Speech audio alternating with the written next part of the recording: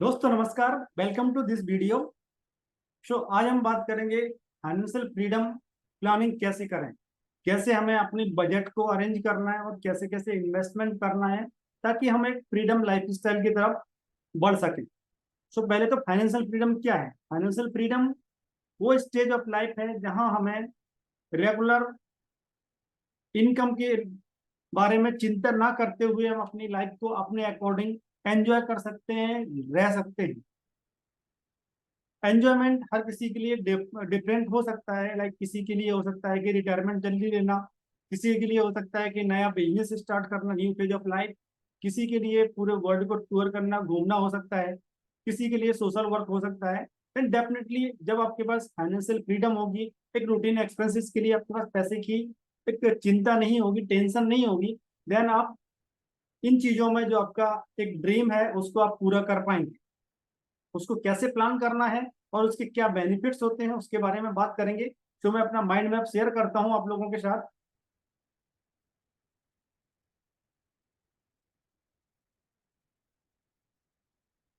सबसे पहले financial freedom. तो इसके बेनिफिट्स क्या है। एक तो आपको अपने टाइम पे कंट्रोल होता है कि आपको ऐसा कोई चिंता करने की जरूरत नहीं रहती कि मुझे 9 to 5 जॉब ही करनी है तभी मेरा रूटीन एक्सपेंसेस पूरे हो पाएंगे। आपके पास टाइम फ्रीडम होती है, मनी फ्रीडम होती है, क्योंकि आपके पास पैसा रेगुलर पैसिव इनकम के फॉर्म में आता है। और दूसरा आपके पास फ्रीडम ऑफ चॉइस रहती है, आपके पास चॉइस है कि आप जो करना चाहें वो कर सकते हैं। इसके साथ में जब आपके पास पैसे की टेंशन नहीं है, टाइम फ्रीडम है, मनी फ्रीडम है, देन आपके पास पीस ऑफ माइंड डेफिनेटली रहेगा। और आपके पास एक सिक्योरिटी रहती है क्योंकि आपके पास पैसा है। देन नेक्स्ट जो है, हम कैसे प्लान करेंगे इसको। तो उसके लिए कोई भी चीज है उसके लिए प्लानिंग की रिक्वायरमेंट रहती है। सेम वे में हमें अगर फाइनेंशियल फ्रीडम चाहिए जो कि एक एक बड़ी चीज है, उसको करने के लिए डेफिनेटली हमें प्लानिंग करनी पड़ेगी। सो इसमें 80-20 रूल होता है, 80% planning and 20% implementation. So 80% planning में हमें क्या क्या कवर करना है। सबसे पहले तो फाइनेंशियल गोल्स को कवर करना है। हमारे मेजर गोल्स क्या हो सकते हैं लाइफ के। जैसे कि किसी के लिए रिटायरमेंट एक गोल हो गया, किसी के लिए बच्चों की एजुकेशन एक गोल हो गया, किसी के लिए वर्ल्ड टूर है, घूमना फिरना जो है उसके लिए वो गोल हो गया। सो हमें अपने गोल्स को डिसाइड करना है। और गोल जो है मस्ट बी स्मार्ट। स्मार्ट क्या है? Specific, measurable, achievable, realistic and time bound. I want 3 crore rupees up to 18 Feb 2025 for my retirement planning. इस तरह से आपको एक गोल लिखना है। इसमें क्या हुआ, हर चीज स्पेसिफिक है। आपके पास कितना अमाउंट चाहिए, कब चाहिए, किस चीज के लिए चाहिए, सब है। तो इसको बोलते हैं स्मार्ट गोल। जब आपके पास एक गोल हो गया, देन उन गोल्स के लिए आपको रेडी रहना है, आपको बजट बनाना है, वो हम आगे समझेंगे। बट उससे पहले आपको अपनी फैमिली और अपने आप को सिक्योर करना है। उसके लिए आपके पास एक कंटिजेंसी फंड होना चाहिए जो कि रिकमेंडेड है। 3 to 6 मंथ का जो आपका रूटीन एक्सपेंसेस है उसके इक्विवेलेंट आपके पास फंड एक रिजर्व होना चाहिए। देन आपके पास लाइफ लाइफ इंश्योरेंस कवर होना चाहिए जिसमें रिकमेंडेड है कि प्योरली टर्म इंश्योरेंस होना चाहिए। आपको कोई और दूसरे इन्वेस्टमेंट स्कीम्स के साथ इंश्योरेंस को नहीं लेना और कभी समझना भी नहीं है, उसके बारे में सोचना भी नहीं है। हेल्थ इंश्योरेंस कवर होना चाहिए जो कि आपका एम्प्लॉयर के द्वारा प्रोवाइडेड है, फिर भी आपको रिकमेंडेड है मिनिमम 5 लाख तक का आपका और अपनी फैमिली का पूरा कवर होना चाहिए आपके पास। आप 10 लाख का ले सकते हैं, देन बेस्ट है। क्रिटिकल इलनेस कवर लेना है आपको। क्रिटिकल इलनेस कवर दोनों चीजों में ऑप्शन मिल जाता है, इधर लाइफ टर्म इंश्योरेंस के साथ में और हेल्थ इंश्योरेंस के साथ में, वो आपके पास होना चाहिए। पर्सनल एक्सीडेंटल इंश्योरेंस वो आपको लेना है, आप 10 लाख तक का ले सकते हैं या फिर अपने अकॉर्डिंग प्लान कर सकते हैं उसको। देन नेक्स्ट स्टेज जो आती है, आपको बजट बनाना है। Create a budget. बजट कैसा होना चाहिए?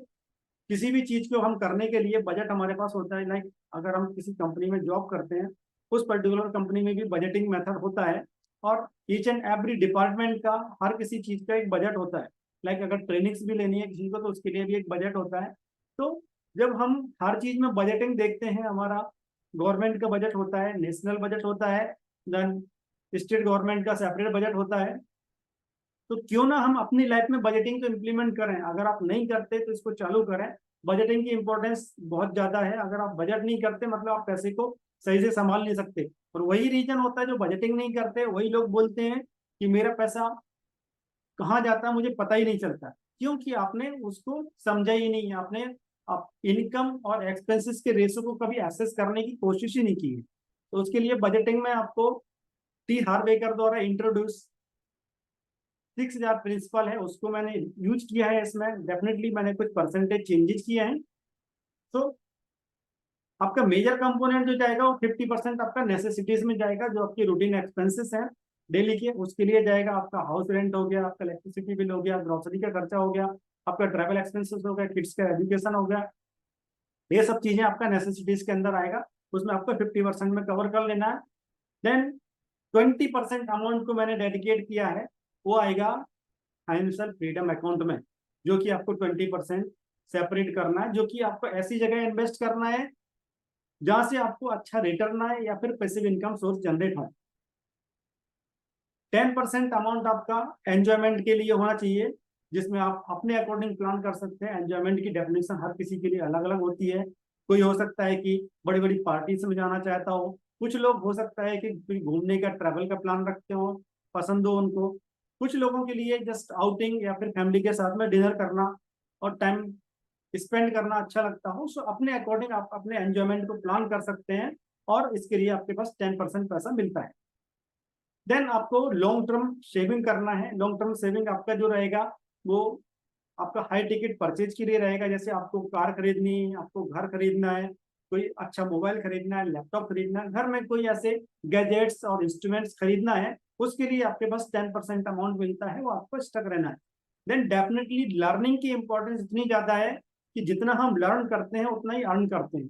चाहे आप किसी और फील्ड में, जिस फील्ड में है उसके अलावा कहीं और से लर्न करना चाहते हैं, कुछ और लर्न करेंगे, तो उस फील्ड में भी आपके पास एक पोटेंशियल रहेगा कि आप अर्निंग सोर्स जनरेट कर सकते हैं, या फिर अपनी एग्जिस्टिंग जॉब में उसके बारे में नई चीज सीख के, ट्रेनिंग से लेके नई नई चीजें लर्न करके आप अपने सैलरी इंक्रीमेंट अच्छा ले सकते हैं, प्रमोशन से ले सकते हैं।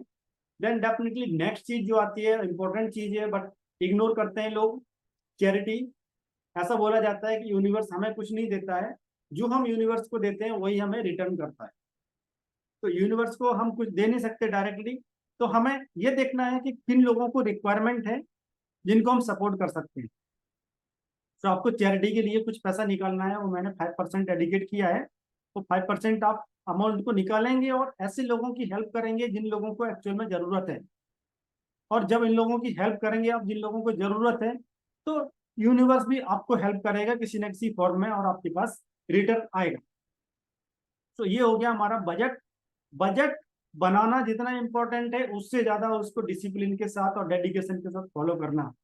कुछ लोग ऐसे होंगे जो ये बोलेंगे कि मेरे पास तो इतना पैसा बचता ही नहीं है, या फिर मेरी इतनी इनकम नहीं है कि मैं इस तरह से बजट को बना पाऊं। माय डियर फ्रेंड, कितनी भी इनकम हो आपकी, इस फॉर्मूला में आपको अपने आप को फिट करना है, एटलीस्ट स्टार्ट करना है।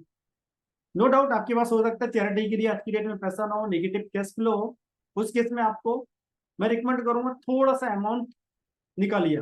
लाइक 500 रुपये, 1000 रुपये निकाल सकते हैं आप, निकालिए और लोगों की हेल्प कीजिए। उससे आप देखिए कितना बेनिफिट मिलता है आपको। एटलीस्ट आपका मेंटल पीस मिलेगा, आपको दिल को सुकून मिलेगा वो करके। तो फीलिंग ऑफ अकम्प्लिशमेंट आएगा कि मैंने किसी और की लाइफ में कुछ ना कुछ वैल्यू एडिशन किया। जब आप किसी और की लाइफ में वैल्यू एडिशन करते हैं, देन डेफिनेटली आपकी अपनी लाइफ में भी कुछ ना कुछ एडिशनल मिलता है। तो आप ये बजट बनाएं और बजट को प्लान करें। इसके लिए आप चाहे तो 6 अलग अलग अकाउंट ओपन कर सकते हैं, और उन अकाउंट्स में जैसे ही आपका इनकम आता है उसको ट्रांसफर कर दीजिए सेपरेट सेपरेट अकाउंट में, और उस अकाउंट को आप उस पर्टिकुलर एक्टिविटी के लिए यूज करना है। जैसे कि नेसेसिटी अकाउंट होगा, वो आपको सिर्फ और सिर्फ नेसेसिटीज के लिए यूज करना है। आपका फाइनेंशियल फ्रीडम अकाउंट होगा, वो आपका इन्वेस्टमेंट और अच्छे फ्यूचर प्लान्स के लिए करना है। तो इस तरह से आप बजट को बनाएंगे और अडेयर करेंगे।